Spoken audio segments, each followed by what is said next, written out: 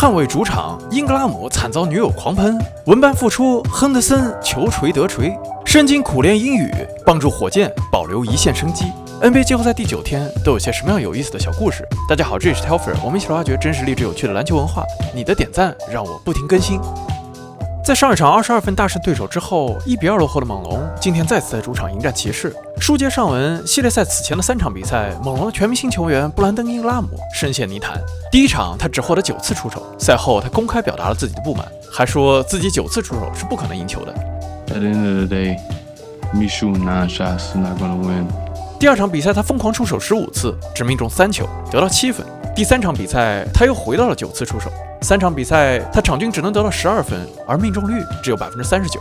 He hasn't showed up at all. 今天的这一场比赛在美国时间下午1点进行。为了备战今天的比赛，英格拉姆从几天前就开始调整作息，而这一切都归功于他的女友孟菲斯说唱歌手 Glorilla， 因为 Glorilla 在他身边，烦得他只想睡觉。Just try to get in bed extra early today. Just get on my nerves enough where I just want to go to sleep. 终于，今天的比赛，英格拉姆需要的出手和罚球都来了。整场比赛，英格拉姆23投6中，得到了全场并列最高的23分。但是，英格拉姆前2天的早睡发言似乎也给他带来了麻烦。She lit me up. I won't make that comment again. Lit somebody up 本意是将某人用火点燃，在口语之中 ，lit somebody up 也表示将某人骂得狗血喷头。在之前那段采访之后，英格拉姆显然经历了一些什么。但是，无论英格拉姆经历了什么，他总能获得队友斯科蒂·巴恩斯最大的信任。在巴恩斯的心中，英格拉姆一直是球队最倚仗的关键球员。Just telling him, he's alright. He's gonna be our go-to guy when we go out there on the floor. 今天的比赛，巴恩斯同样得到23分，还拿下9个篮板以及6次助攻。但是，猛龙主教练拉贾科维奇还并不满意，他为巴恩斯规划了一条成为 NBA 中最好球员的路。I expect more from Scotty. Scotty's gonna bring more.Scotty right now, the way he's playing, he's at 60% of a player that he's going to be in 2-3 years. 除了2位全明星球员，猛龙的20岁新秀 Colin Murray Boyles 科林·莫雷·博伊尔斯也在这轮系列赛悄悄绽放。今天 CMB 砍下15分10个篮板，他的得分比骑士队的2位内线16投5中只得到11分的莫布里和阿伦加在一起还要多。在比赛的最后时刻 ，CMB 还防下了米切尔的绝平3分。I would say I already have the confidence to guard those caliber.Guys, 在这轮系列赛中，他场均可以得到17分7.3个篮板，而这只是他生涯的第1轮季后赛。在客场0-2落后之后，猛龙对胜利的渴望让他们拿下2场主场的胜利。We want it so bad. We're hungry. We're fighting. We're communicating. Every possession, we're just taking it one possession at a time. That's what allowed us to get through this today. 而另一边，与上场的剧情类似，骑士再次在末节崩盘。赛前，我们频道老朋友巴克利就不看好骑士队，他认为骑士没有杀手，只有一些放松的球员。They have relaxed players. They don't have no killers. They're all really good players. But they don't have that one guy who's like a natural born killer, as I call it. 半场结束，骑士全队已经有高达11次失误，丢掉12个进攻篮板，于是他们再次遭到了巴克利的锐评。I'm like, are you serious? I like the Cavs, but man, it's really hard for me to take them serious after watching that half of basketball. 在双方各自赢下主场比赛之后，下一场比赛成为了系列赛的天王山之战。马刺与开拓者的第4场对决仍然在开拓者主场 Moda Center 展开。上一场比赛在缺少文班亚马的情况下，马刺在末节爆发，赢下了比赛。而在文班受伤之后，他的老对手斯库特·亨德森就表示，开拓者全队都渴望与健康的文班交手。We hope he plays. We hope he plays. We hope he's healthy, so we can go out there and compete. 而今天，亨德森的愿望终于实现了，文班回来了。在过去的5天，文班经历了一系列复杂的诊断流程，无端错过第3场比赛，让文班对 NBA 官方非常失望。But the way the situation was handled was very disappointing. 整场比赛，文班得到27分12个篮板，并送出了4次抢断7个盖帽。他把积压的情绪都发泄在了球场上。I had lots of emotions in me before the game. Obviously excitement, frustration. So I let it all out tonight. 而亨德森则与之前判若两人。在文班倒下后，亨德森在2场比赛中35投19中，场均可以得到26分。而本场比赛，他7投0中，1分未得。与上一场的剧情类似，马刺又一次实现了末节翻盘。文班和福克斯在第4节合砍了23分，而开拓者全队单节只得到了19分。终于，笑容再次回到了文班的脸上。同样在今天迎来复出的还有费城76人队的乔尔·恩比德。常规赛收官阶段，因为突发阑尾炎，恩比德接受了手术，所以他缺席了附加赛以及首轮的前3场比赛，这让他遭受来自外界的大量指责。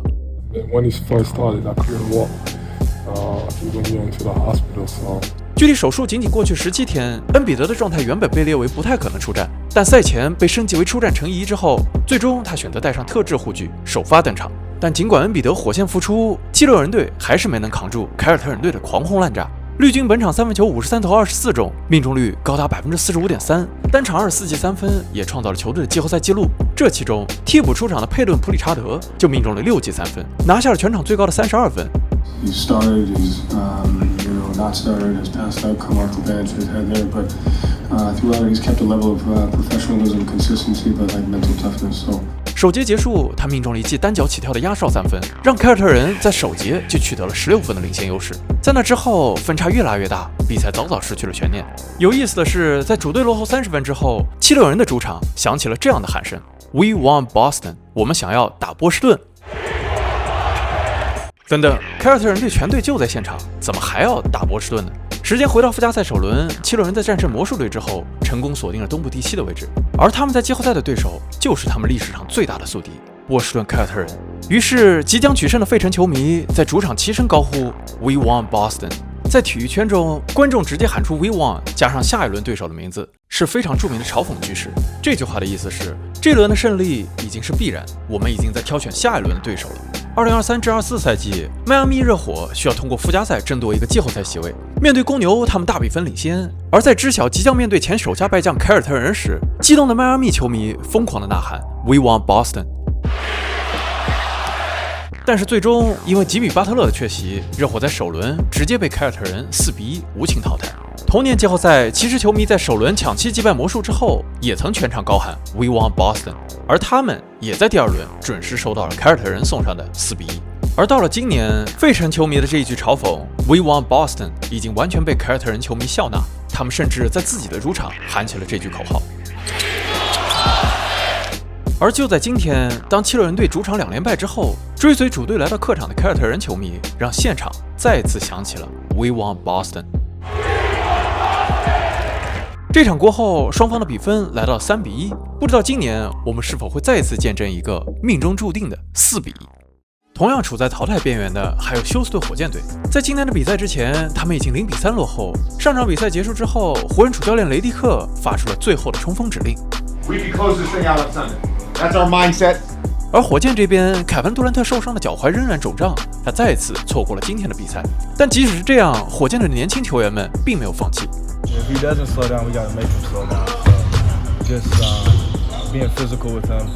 面对志在必得的湖人，火箭从一开场就制造了更多的身体对抗。面对防守强度的提升，湖人全场出现了多达23次失误，而这一数据在常规赛仅为13.5。